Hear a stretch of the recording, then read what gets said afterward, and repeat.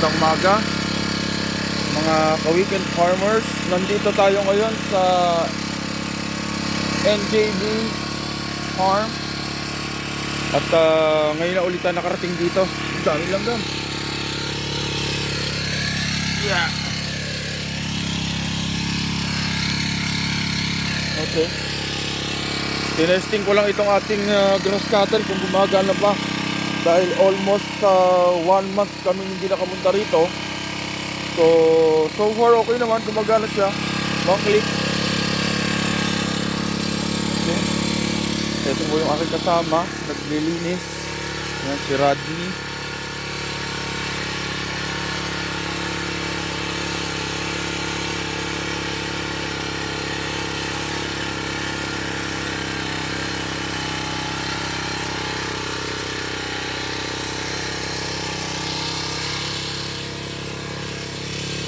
Ayun oh. Oh, ayun oh. Oh. Oh, ayun oh. Wow! Patay ka sa akin mamaya. Ubus ka. Ha ha ha ha. Okay.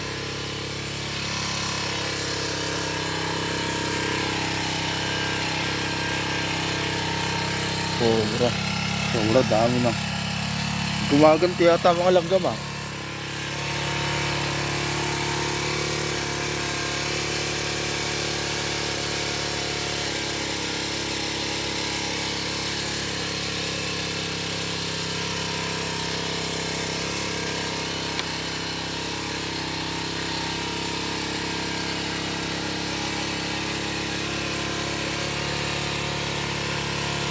Okay ba yung ating grass cutter?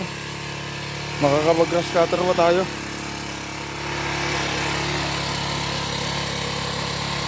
Okay. Kasama ko ngayon si Aling Julis.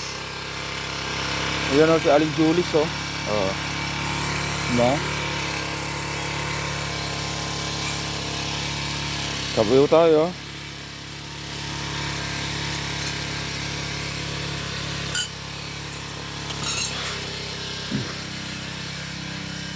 Paring Ompong, malago na naman yung iyong grass cutter. Pakikita ko sa iyo yung halamanan. Sobrang bilis na lumago dahil grabe ulan. Walang tigil. Ito yung grass cutter mo. Ito yung pinataniman mo. Ito. Pag may oras ako mamaya, patatanggal ko yung mga panabi. At saka kung pwede, pag ikaw'y nakapunta uli dito, magdala ka ng iba ng bigas, yung hay.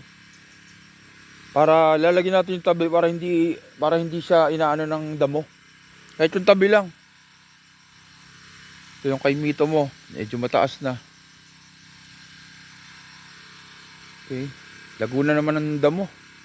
Grabe, ang bilis. Oh. Ayan po.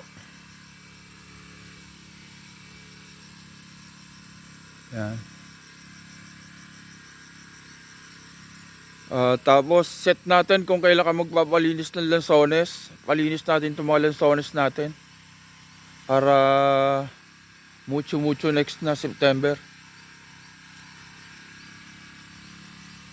Okay.